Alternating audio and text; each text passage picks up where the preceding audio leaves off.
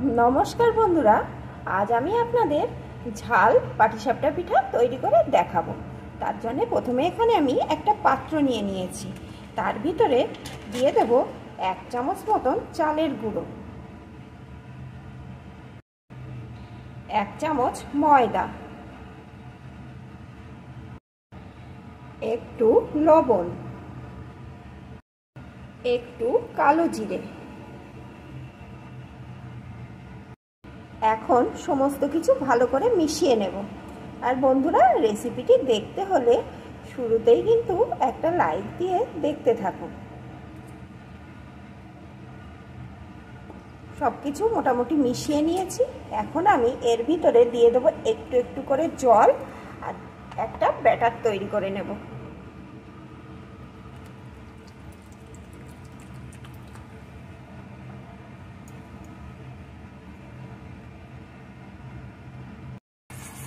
একটু একটু করে জল দিয়ে এখানে আমার ব্যাটারটি তৈরি করা হয়ে গেছে।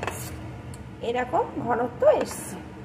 এখন এটাকে বেশ কিছুক্ষণ রেস্টে রেখে দেব। তার মধ্যে আমি যে পাটিসাপটার পুরটি সেটা তৈরি করে নেব। পুরটি তৈরি করার জন্য এখানে আমি নিয়ে নিয়েছি একটা আলুকে গ্রেট করে, একটা বিটকে গ্রেট করে নিয়েছি, দুটো কাঁচা লঙ্কাকে কুচি কুচি করে নিয়েছি। ঝালটা কিন্তু আপনারা আপনাদের মতন বুঝে দেবেন। একটা গাজর গ্রেট করে নিয়েছি আর নিয়েছি একটা ছোট সাইজের পেঁয়াজ কুচি। এখন আমি এই সমস্ত কিছু উপকরণ দিয়ে পুরটি তৈরি করে নেব। এখানে আমি পুরটি তৈরি করার জন্য কড়াইয়ে 2 টেবিল চামচ সর্ষের তেল দিয়ে দিয়েছি। আমি পুরটি সর্ষের তেলে করছি বন্ধুরা, আপনারা চাইলে সাদা তেল দিয়েও এটা তৈরি করে নিতে পারেন। এখন তেলটা গরম হয়ে গেছে। এখন এর ভিতরে প্রথমে দিয়ে দেব পেঁয়াজ কুচিটা। এখন পেঁয়াজ কুচিটা একটু লাল লাল করে প্রথমে ভেজে নেব। পেঁয়াজ কুচিটাকে আমি ভেজে নিয়েছি। এখন সমস্ত সবজিগুলোকে এর ভিতরে দিয়ে দেব।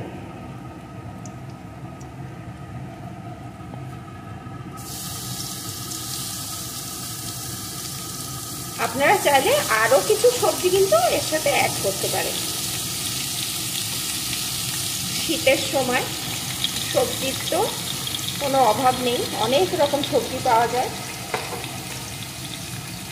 সাথেই দিয়ে দেবো স্বাদ মতো একটু লবণ,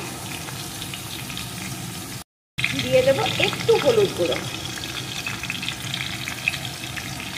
সামান্য একটু দিয়ে দিলাম। এখন এইভাবে নাড়িয়ে পুরটি আমি তৈরি করে নেব। যেহেতু সব কিছুকে গ্রেট করে নিয়েছি, তাই এটা তৈরি হতে কিন্তু খুব বেশি সময় লাগবে না।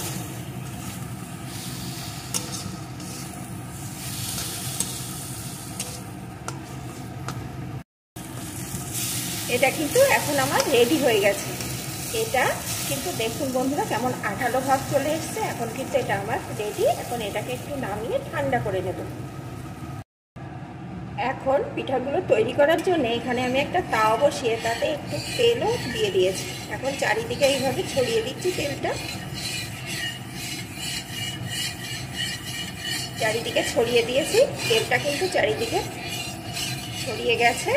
এখন তেলটা গরমও হয়ে গেছে। এখন গ্যাসের জোরটাকে দিয়ে দেবো একদম কমিয়ে।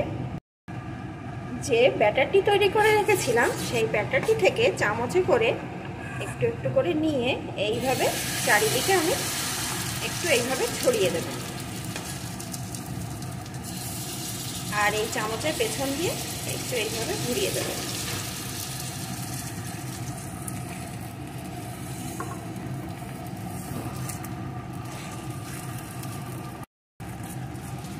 এইভাবে ঘুরিয়ে দিয়েছি। এখন অল্প আছে 1 মিনিট মতন এইভাবে রেখে দেব।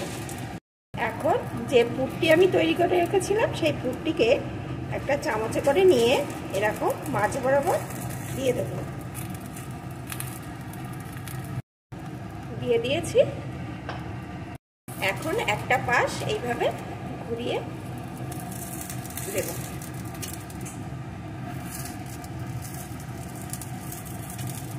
দেখুন বন্ধুরা কত সুন্দর ঘুরে গেছে।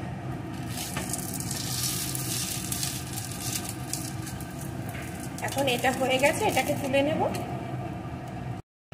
আবারও আরেকটা দিয়ে দিচ্ছি।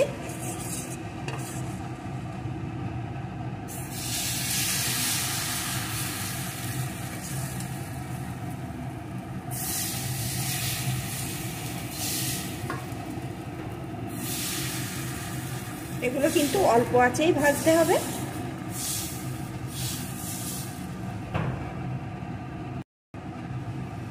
আবারও 1 মিনিট আমি এইভাবে রেখে দেব।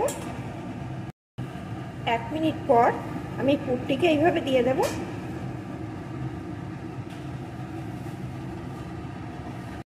পুরটি দিয়ে দিয়েছি, এখন আবারও ঘুরিয়ে নেব। বন্ধুরা, এটা কিন্তু খুবই হেলদি একটা খাবার। অনেক সময় বাচ্চারা সবজি খেতে চায় না, যদি এইভাবে তৈরি করে দেন তাহলে কিন্তু খুব পছন্দের সাথে এই খাবারটি খেয়ে নেবে। আবার মিষ্টি পিঠা খেয়ে মুখের স্বাদ পাল্টানোর জন্যেও এই ঝাল পিঠা তৈরি করে খেয়ে নিতে পারেন। তাছাড়াও অনেকে সুগার থাকে, মিষ্টি পিঠা খেতে পারে না, তারা কিন্তু এইভাবে ঝাল পিঠা তৈরি করলে খেয়ে নিতে পারবে অনায়াসে। দেখুন কত সুন্দর হয়েছে। তাহলে বন্ধুরা, আমি এইভাবে বাকিগুলোকেও তৈরি করে নেব। আর আপনাদের আমার রেসিপিটি কেমন লাগলো অবশ্যই কমেন্ট করে জানাবেন, আর ভালো লাগলে অবশ্যই লাইক শেয়ার করে দেবেন। আর নতুন বন্ধুরা ফুল সাপোর্ট করে আমার সাথেই থেকে যাবেন।